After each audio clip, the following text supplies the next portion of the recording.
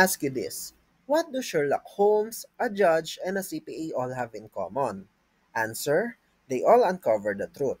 Welcome to the world of auditing, one of the most powerful yet misunderstood subjects in the CIPALE. And today, I'll show you why it might just be your favorite subject if you let it. Hey future CPAs! Welcome to Project Accounting, your go-to channel for decoding accounting and business topics. Today's episode is the very first step in your auditing journey, Introduction to Auditing. We'll break down what auditing really is and why it exists.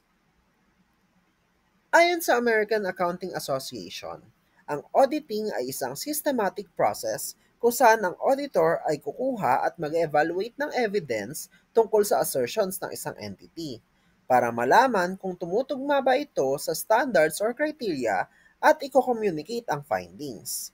When I first read that, I was like, ha? Pero ganito mo siya i-visualize.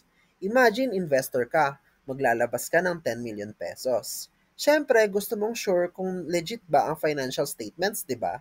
That's what auditors do. We don't just check boxes, we build trust. So there are three major types of audits based on purpose.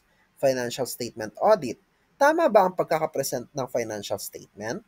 Operational audit. Maayos ba ang takbo ng business operations? Compliance audit. Sumusunod ba sa batas at policies?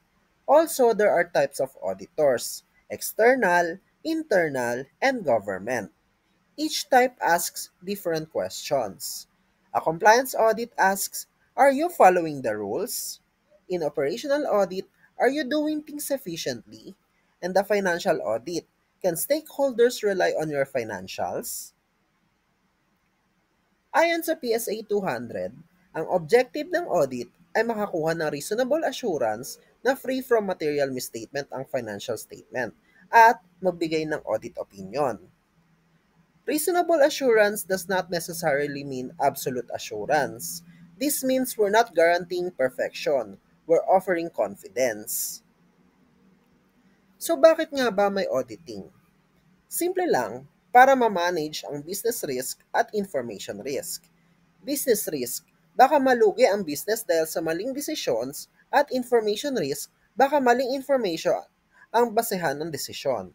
So imagine a bank lending money to a company without knowing its financial status. Sounds dangerous, right?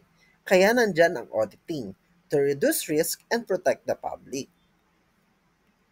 Ang auditing process hindi lang basta tingin-tingin sa numbers. May flow yan. It starts with preliminary engagement. So tatanggapin ba ng auditor ang client? Then planning. It involves development of strategy, audit plan, and risk assessment. Then internal control evaluation. Auditors ask, reliable ba ang systems nila? Then evidence gathering or substantive testing.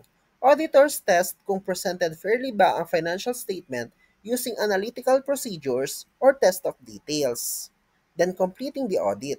Wrapping up procedures are performed and conclusions reached are reviewed and overall opinion is formed during this phase. Then issuance of the audit report. Auditor prepares and issues audit report which describes the scope of the audit and states the auditor's conclusion regarding the fairness of the financial statements. And lastly, yung post-audit responsibilities, wherein auditors suggest improvements for the next engagements. So para kang bumubuo ng puzzle, every piece matters. Maraming students ang iniisip puro theory lang ang auditing. Pero sa Sipale, combination yan ng theory at application. Kaya dapat master mo ang audit procedures, assertions, internal controls, at syempre ang judgment mo bilang auditor. Tandaan nyo, auditing is not just a subject. It is a professional responsibility. At pag na-master mo ito, isa ka ng hakbang palapit sa pagiging CPA. So quick recap tayo mga ka-project accounting. First, we defined auditing as a systematic, objective process of evaluating assertions against established criteria, the goal to provide assurance and express an independent opinion that enhances the credibility of the financial statements. Second, we look at the three types of audits. Financial statement audit, wherein it focuses on fair presentation, operational audit, looks at efficiency and effectiveness, and compliance audit, checks if laws and policies are followed. And let's not forget auditors can be external, internal, or part of government agencies. Third, we tackled the objectives of an financial statement audit based on PSA 200 to obtain reasonable assurance and to issue a written audit opinion.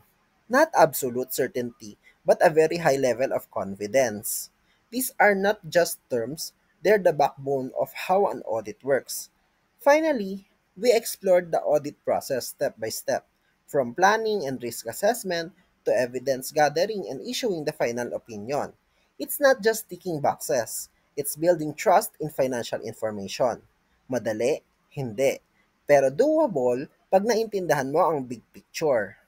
So kung nakaabot ka sa part na ito, congrats! Kung nakatulong ito, pakihit ang like, subscribe sa Project Accounting at i-comment mo sa baba, Audit is Assurance, para malaman kung ready ka na sa susunod na topic. See you next lesson, future CPA!